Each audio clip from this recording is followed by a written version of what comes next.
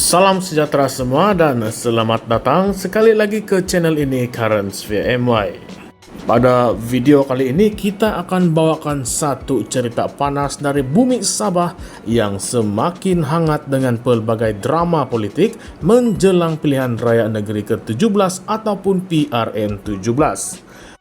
Cerita ini bukanlah cerita yang biasa-biasa, sebab ia melibatkan satu parti tempatan yang sering mengangkat suara rakyat Sabah, yaitu Parti Kesejahteraan Demokratik Masyarakat ataupun lebih dikenali sebagai KDM. Baru-baru ini satu isu besar meletup di media sosial. Tiba-tiba ada viral satu program yang kononnya dianjurkan secara bersama antara KDM dan juga Parti Sedar Rakyat ataupun Sedar. Tetapi apa yang berlaku selepas itu betul-betul mengejutkan.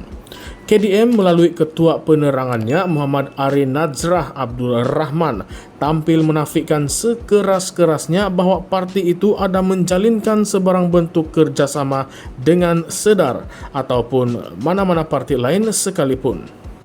Jelas beliau, di dalam satu kenyataan rasmi, KDM kekal dengan keputusan mereka sebelum ini, yaitu mereka akan bertanding secara solo di dalam PRN17 yang semakin hampir. Tiada gabungan, tiada pakatan, dan tiada kerjasama.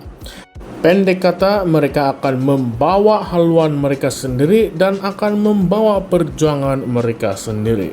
Tetapi masalahnya sekarang, program yang tular itu siap ada gambar, ada promosi, dan ada nama KDM. Jadi persoalannya siapakah yang terlibat dan kenapakah perkara ini boleh berlaku tanpa pengetahuan parti?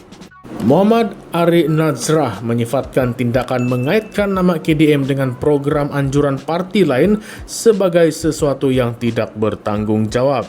Malah katanya ia seolah-olah cubaan untuk mencemarkan imej KDM sebagai sebuah parti tempatan yang konsisten mahu bersaing secara bebas di dalam pilihan raya yang akan datang.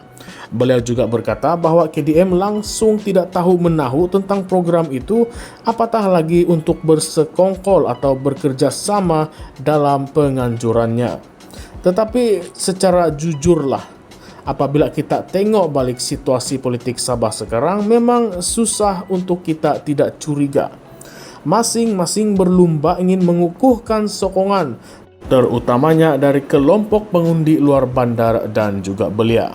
Dalam suasana yang agak berkecamuk dengan pelbagai parti serpihan, gabungan dan pakatan yang muncul dan hilang seperti cendawan tumbuh lepas hujan, pengundi pun kadang-kadang menjadi pening. Siapa dengan siapa? Siapa lawan siapa? Dan bila parti macam KDM yang sebelum ini pernah menjadi sekutu kepada warisan, kini ingin bergerak secara solo pula. Perkara ini pasti akan menimbulkan persoalan. Adakah realistik ataupun sekadar gimmick sahaja? Untuk konteks tambahan, mari kita imbas sedikit sejarah parti ini. KDM ditubuhkan pada tahun 2021 oleh Datuk Peter Anthony, bekas Naib Presiden Warisan dan juga bekas Menteri Pembangunan Infrastruktur Sabah. Peter keluar dari warisan dengan alasan kononnya warisan sudah tidak lagi memperjuangkan kepentingan rakyat Sabah secara jelas. Maka lahirlah parti KDM, sebuah parti yang katanya mahu menjadi suara alternatif sebenar kepada rakyat tempatan, yaitu bebas dari pengaruh parti dari Semenanjung. Malah di dalam beberapa ucapan sebelum ini, Peter Anthony pernah mengatakan bahwa KDM akan pastikan suara rakyat Sabah tidak lagi dikompromi demi politik kuasa di Kuala Lumpur.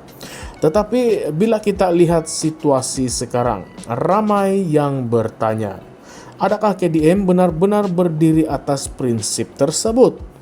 Atau sebenarnya mereka sedang menimbang semula pilihan yang ada? Tidak mustahil kan?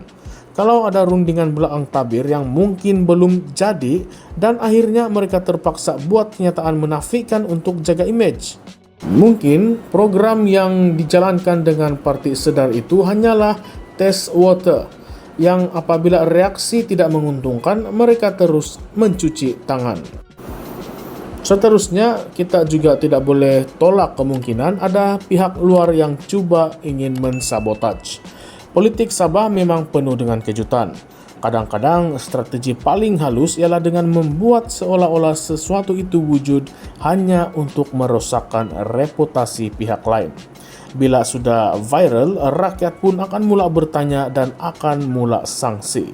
Image parti akan tergugat, kepercayaan akan terhakis, dan semua ini boleh berlaku dalam sekelip mata sahaja, hanya kerana satu program yang tidak dirancang oleh pihak sebenar. Tetapi persoalan yang paling besar sekarang ialah mampukah KDM bertanding solo dan menang di PRN 17?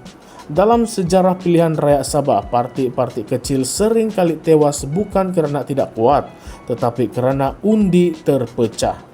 Kalau KDM benar-benar mahu ingin menjadi kuasa ketiga, mereka perlukan jentera yang sangat kuat, strategi yang bijak dan juga sokongan akar umbi yang tidak berbelah bahagi. Adakah mereka bersedia? Atau mereka masih lagi mengharapkan keajaiban dan simpati rakyat? Dan bagaimana pula dengan Parti Sedar? Adakah mereka benar-benar cuba untuk tarik KDM di dalam pakatan? Atau adakah ini hanya salah faham biasa yang diperbesarkan oleh media sosial? Sebab kita tahu di dalam politik ini apa-apa sahaja pun boleh berlaku dan senang berlaku. Hari ini kata tidak mahu, esok pula tiba-tiba jadi rakan sekutu. Nah, tiada yang mustahil. Dan kita juga tahu ramai pemimpin di Sabah pernah tukar parti lebih dari sekali. Jadi, oleh itu, kenyataan hari ini belum tentu akan menjadi kenyataan semasa hari penamaan calon nanti. Dan satu lagi perkara yang menarik, program yang viral ini boleh menjadi petanda awal bahawa wujudnya desakan-desakan dalaman ataupun luaran bagi parti-parti kecil bersatu. Sebab ramai yang sedar bahawa kalau terlalu banyak parti tempatan bertanding tanpa gabungan yang jelas, akhirnya hanya akan menguntungkan parti-parti besar seperti GRS ataupun PHBN. Jadi adakah KDM sebenarnya sedang ditekan untuk bergabung? Dan adakah mereka akan kekal dengan prinsip solo ini sampailah ke akhir nanti? Apa pula pandangan anda semua tentang situasi ini? Adakah anda percaya bahawa kenyataan KDM yang mereka ini tidak tahu menahu langsung tentang program bersama Sedar? Atau adakah anda rasa ini sebenarnya satu damage control selepas rundingan kerjasama itu tidak menjadi? Adakah KDM boleh menang solo? Atau akhirnya mereka akan akur dengan realiti politik Sabah yang penuh dengan permainan, strategi dan juga pakatan rahsia? Dan jangan lupa, politik Sabah ini bukan macam di Semenanjung. Di sini sentimen tempatan sangatlah kuat. Isu hak Sabah, MA63, minyak dan gas dan juga autonomi, semua ini memainkan peranan penting yang dalam menentukan siapa menang dan siapa yang kalah nanti. Jadi walaupun nampak macam satu program kecil yang viral, sebenarnya ia boleh menjadi petunjuk kepada arah aliran politik yang sedang berlaku. Baiklah, itu sahaja kupasan ataupun ulasan kita pada kali ini, tetapi sebelum kita akhiri, saya ingin mengajak anda semua untuk fikirkan atau cuba jawab satu persoalan yang penting. Siapa sebenarnya yang untung bila parti-parti tempatan berpecah?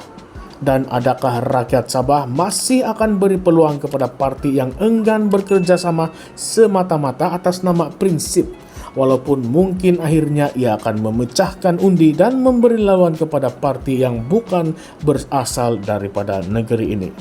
Silakan berikan komen anda atau pendapat serta pandangan anda di ruangan komen di bawah, dan jangan lupa untuk like video ini kalau anda rasa kita berjaya mengupas atau mengulas isu ini dari sudut yang orang lain tidak akan sentuh.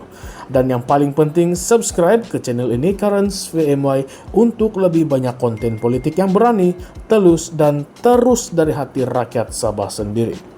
Jumpa lagi di dalam konten yang akan datang yang pasti lebih panas, lebih pedas dan lebih berani. Sekian sahaja semua. Terima kasih.